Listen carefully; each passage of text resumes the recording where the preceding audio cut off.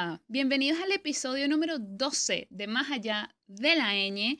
Yo soy Isabela y estoy muy agradecida contigo porque volviste. O por el contrario, si es la primera vez que estás aquí, siempre es un buen momento para empezar y qué bueno que lo hiciste ahora. El episodio de hoy está para que lo oigas con tu tacita de café así sentado, relajado en el sofá, bien acurrucadito, o para que te lo pongas mientras friegas los platos o barres la casa porque vamos a estar aquí relajados. Va a ser como una pequeña conversación. Creo que es uno de estos episodios perfectos que yo me pongo cuando estoy maquillándome, que necesito concentrarme, pero no del todo, ¿saben? Y es que el día de hoy voy a estar explicándoles qué coño es lo que estudio. Este episodio me lo dio la idea una chica de Twitter que me dijo que podía hacer esto. Me pareció una gran idea y me puse a ello. Y decidí hacerlo sobre todo porque siempre que le digo a la gente lo que estudio, rápidamente abren Google y buscan qué coño es, o simplemente se quedan sin saber qué fue lo que dije y nunca se enteran de qué es lo que hago todos los días. Así que, bueno, decidí hacerlo para explicarles a todos. Y también porque, bueno, es una carrera poco estudiada. De hecho, en Internet hay poca información al respecto, como de la experiencia de la carrera. Y me gustaría que cualquier persona que esté así loca como yo y decida buscar en internet información para ver si estudia esto, pues encuentre este video, este audio y decida darle una oportunidad a filología, que debería estudiarla más gente porque es maravillosa. Y bueno, sin más dilación, vamos a empezar. Voy a tomar la definición que te da Google en las primeras búsquedas porque me parece que es muy práctica y define perfectamente lo que es.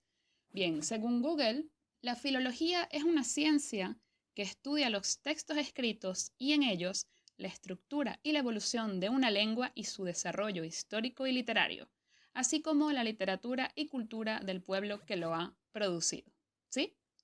O sea, básicamente, en síntesis, lo que se refiere es que los filólogos vamos a los textos, que puede ser una novela, una obra de teatro, un poema, una epopeya, lo que sea, y a partir de ese texto tratamos de entender como las particularidades lingüísticas del momento en el que fue escrito.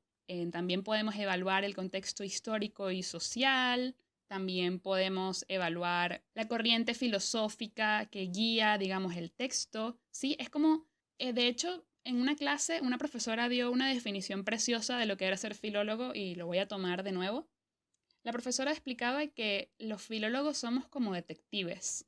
Y es que la palabra detective viene del latín detectum, que significa literalmente quitar el techo, de tectum.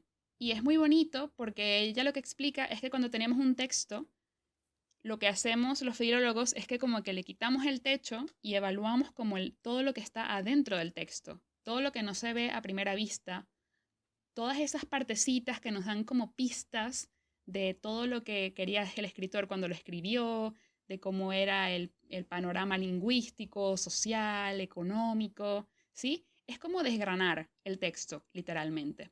Y bueno, hay filología de cualquier lengua. Hay filología inglesa, francesa, germana, clásica, que es de latín y griego. Y bueno, la que yo hago es la filología hispánica, la filología del español, porque es el idioma que hablo y es la lengua que más me gusta, por supuesto. Y podríamos decir que estudiar filología es como hacer un grado en lengua y literatura, literalmente, ¿sí? Entonces, a lo largo de la carrera vamos teniendo materias tanto del campo de la literatura como del campo de la lengua, así las vamos alternando. Entonces, cada semestre vamos viendo como, qué sé yo, 3 materias de lengua y 2 de literatura o viceversa, y así poco a poco. Por la parte de literatura, vamos estudiando una a una todas las diferentes corrientes y los periodos de cada literatura. Entonces vemos teatro del siglo de oro, la literatura de ilustración, la literatura del realismo, del romanticismo, la literatura del siglo XX, del siglo XVII y así poco a poco. Entonces en las materias lo que hacen los profesores es lo que les expliqué un poco antes. Elegimos, por ejemplo, una novela o un cuento, un poema, lo que sea. El profesor coge entonces el texto y lo que hace es tratarlo como si fuera como un rompecabezas, ¿sí? El texto está todo armadito y el profesor viene, lo desarma y como que lo vuelve a armar. Entonces te explica por qué esta pieza se encaja con esta, por cuál pieza hay que empezar, cómo se conecta esta pieza con esta otra, los problemas que puedes tener para conectar las piezas, ¿sí? Que en cristiano, sin tanta metáfora, a lo que me refiero es que el profesor te explica, bueno, mira, por ejemplo, estos personajes tienen este nombre porque el escritor intentaba simbolizar un poco como lo complicado que solían ser los nombres de la literatura anterior. Sí, o sea, como evaluar desde la parte más como simbólica, sí, como bueno, probablemente este escritor lo que quería decir con esto era tal cosa, porque este símbolo se solía utilizar en esa época. Y también cosas como más concretas, como decir, bueno, en esta novela pasan estas cosas porque en la época en la que fueron escritos, las cosas de la vida eran así. Es como tratar de explicar a partir del texto todo el panorama histórico y social en el que fue escrito. Entonces es como que el texto nos sirve como una especie de ventana a esa época, no solamente desde el punto de vista social, sino también lingüístico, o sea, cómo hablaba la gente de esa época. Yo tengo que leer las obras en el español que fueron escritas, o sea, no puedo agarrar y leer, por ejemplo, el Don Duardos, no puedo leerlo en el español de ahora, tengo que leerlo en el español al que fue escrito, para tratar de entender cómo era realmente el tratamiento del lenguaje en ese momento. Es muy bonito, la verdad, es maravilloso. Y bueno, por la parte de la lengua, por supuesto que vemos todo lo que es la lengua normativa, cómo se debe escribir, los acentos, las comas, las conjugaciones verbales, ta, ta, ta, ta, ta, ta. Pero no solamente eso, si no sería muy aburrido, sino que también estudiamos lo que es la gramática descriptiva, que no se centra en decir esto está bien, esto está mal, sino que recoge cómo habla y escribe la gente y simplemente lo describe. O sea, por ejemplo, si alguien dijera, que se dice mucho, ella me dijo de que venía, en gramática normativa te quedarías en, eso está mal dicho. Pero en gramática descriptiva tomamos la frase, no decimos eso está bien o está mal, sino que nos dedicamos a describir, como a separar las partes, a entender por qué conecto esta frase con esto, cuál es el papel de en esta frase, cuál es el papel de qué, ¿sí? Y así poco a poco. Es complicado, pero es bastante chulo. Y también, por supuesto, vemos todo lo que vimos en bachillerato, pero explicado a la enésima potencia. Vemos lo que es morfología, que es las estructuras de las palabras, la semántica, que se refiere al significado de las palabras. Y por supuesto vemos también todo lo que es el campo de la sintaxis. Y por supuesto, lo que a mí más me gusta, que ya se habrán dado cuenta por todo lo que hablo en este podcast, es todo lo que se refiere a la historia de la lengua. En estas materias lo que hacemos es estudiar cómo ha evolucionado el español a lo largo del tiempo. Desde que no existía el español y simplemente hablábamos latín, a cómo ese latín fue evolucionando y se fue convirtiendo en una lengua aparte y cómo ese español ha cambiado a lo largo del tiempo para llegar a ser el español que es ahora y cómo podemos más o menos ver cómo será ese español en los años que vienen. No a modo de pitonizos, sino como partiendo de lo que ya sabemos y viendo cómo se está hablando hoy en día, cómo probablemente evolucionará el español en unos años. Es muy guay, la verdad me encanta porque vemos el origen de las palabras, vemos cómo una palabra que en latín era así, en español, porque ahora no se dice como en latín, sino que se dice de esta manera. Las normas que rigen el desgaste, digamos, de las palabras a lo largo de los siglos, es muy guay, la verdad, me gusta muchísimo, muchísimo, muchísimo. Por supuesto, también vemos todo lo que es lingüística, vemos un poco de lingüística, también es muy chulo. Y sí, probablemente con todo lo que les acabo de explicar, la siguiente pregunta es, ajá, ¿y de qué vas a comer? Esa pregunta me la hacen todo el tiempo. ¿Qué vas a trabajar? Bueno, la salida laboral primordial, por supuesto, que tiene la filología es la académica. Ser profesor de bachillerato o ser profesor de universidad, ¿sí? Enseñar en bachillerato de lengua y literatura o enseñar filología en la universidad. Pero no solamente eso, porque todo depende del posgrado que tú hagas. Hay posgrados de chorrocientas mil vainas que puedes hacer como filólogo. Por ejemplo, puedes hacer un posgrado de periodismo y ser periodista. Puedes hacer un posgrado de corrección y trabajar corrigiendo textos en una revista o en un periódico. puedes trabajar edición, puedes estudiar edición y trabajar como editor en una editorial. Puedes también, por ejemplo, estudiar tema de cultura, entonces trabajas en un museo o trabajas organizando vainas culturales o en una biblioteca, cosas así. También obviamente puedes estudiar que si escritura creativa o cosas de redacción y trabajar redactando textos en una revista o en un blog, por ejemplo, ¿sí? Y la salida laboral que a mí particularmente me gusta, bueno, yo estudié esto porque quiero ser escritora, pero hay que ser realistas. No digo que yo no vaya a ser escritora porque, bueno, tal vez sí, pero digo que hay que ser realistas porque mis profesores, la mayoría tienen libros publicados y siempre nos dicen que a pesar de que el libro se vende muy bien, al final del año lo que ganaron con la publicación del libro y las ventas fue 60 euros. Y no estoy exagerando. Entonces vivir de ser escritor es complicado, a menos que sea J.K. Rowling y pegues un batazo de esos, es complicado vivir de esto. Entonces hay que buscar otras opciones. Y bueno, lo que a mí más me gusta es ser profesora de español para extranjeros. Principalmente porque estudiar filología hispánica puede ser un poco como limitante en a dónde vas a vivir. Porque, claro, si estudiaste filología hispánica, en principio tienes que vivir en sitios en los que se habla español. Entonces, al estudiar para ser profesor de español como lengua extranjera, puedes irte a cualquier parte del mundo, puedo irme a Alemania e irme a una academia de idiomas y enseñar español ahí. Es como un campo que en cualquier parte del mundo te lo van a necesitar, entonces no estoy atada a un país, no estoy atada a España, ni a Latinoamérica, ni nada de eso.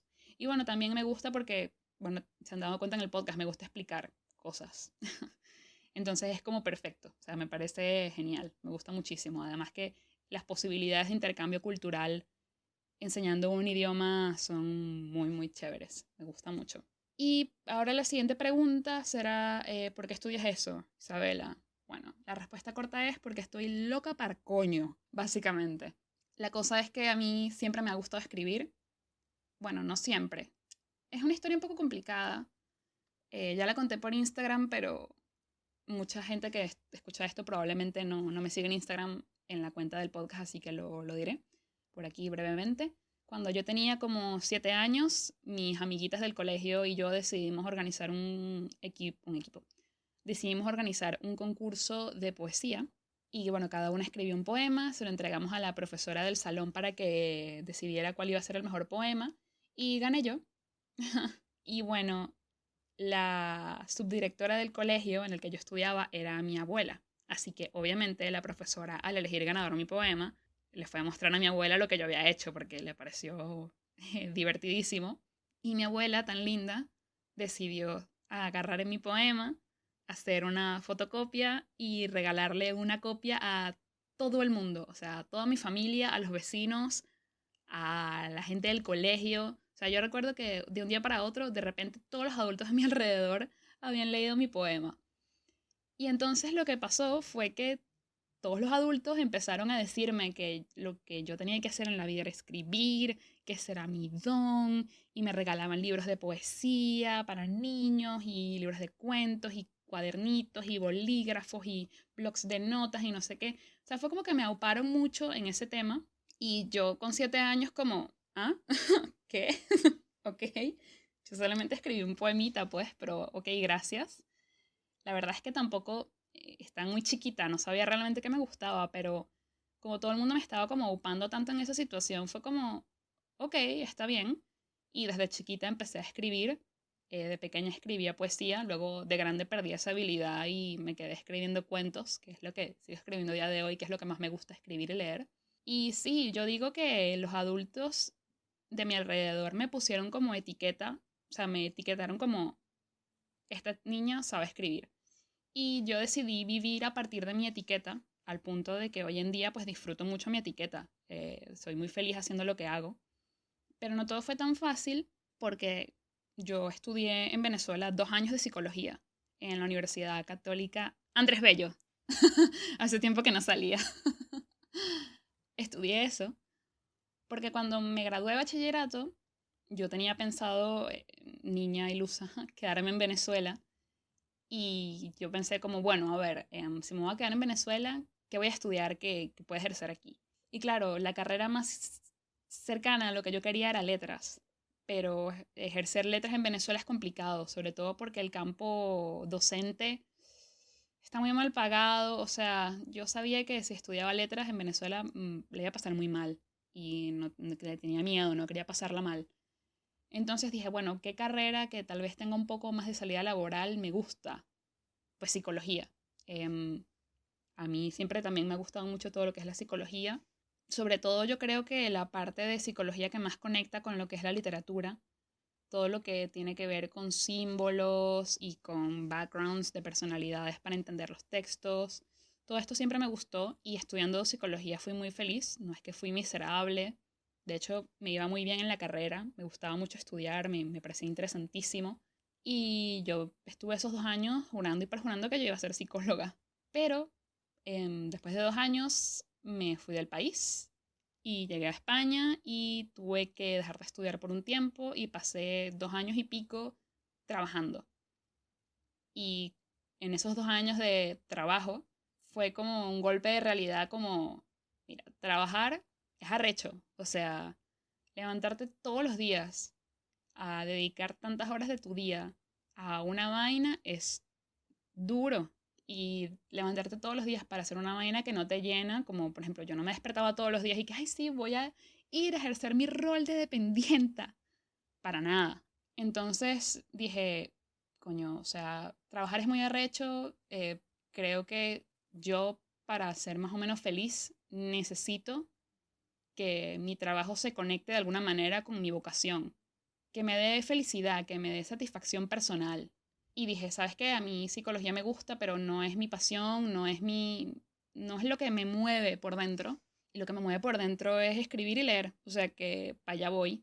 Y terminé de decidirme porque dije, mira, me fui del país, me cambié de continente y no me voy a cambiar de carrera. O sea, por favor, fui capaz de cambiar de país para tratar de tener una vida mejor y ser más feliz y no voy a cambiar de carrera. O sea, es como nadar tanto para morir en la orilla. Y me puse a averiguar y descubrí que existía en España una carrera poco común en Venezuela que era ser filólogo.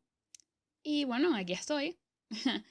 La verdad es que soy muy feliz. Mi carrera me parece muy, muy de pinga. Me encanta estudiar lo que estudio. Obviamente hay días que me ladillo, como todo, porque hay profesores que son una ladilla, pero en general es muy bonito, soy muy feliz. Y creo que tomé una gran decisión, una gran, gran, gran decisión. Y bueno, hasta aquí el podcast de hoy. La verdad es que espero haber resolvido. ¡Resolvido! ¡Ah! Dios mío de mi vida. Tengo todo este episodio hablando de filología y miren lo que digo. Resuelto, Isabela. Resuelto, resuelto, resuelto. Si esto lo oyen en mi universidad, o sea, si oyen este podcast y ven que dije resolvido, me votan. Es que ya está. Ya está. Revocado. Ya no puedes estudiar esta verga. Y tengo que volver a psicología. Bueno, espero haber resuelto sus dudas de filología, de lo que estudio, de todo esto. Espero que les haya entretenido este episodio. Y bueno, cualquier otra duda de filología pueden dejármela en comentarios. Si alguien a partir de lo que les estoy diciendo decide estudiarlo, genial, por favor déjamelo en comentarios también. Y bueno, muchísimas gracias por haber llegado hasta aquí. Me atrevo a decir, sé que es un poco pronto en nuestra relación. Yo soy un poco lanzada con los sentimientos. Los quiero mucho. De verdad los quiero mucho. Gracias por estar ahí, por sus comentarios. Gracias por tanto. Nos escuchamos la semana que viene y adiós.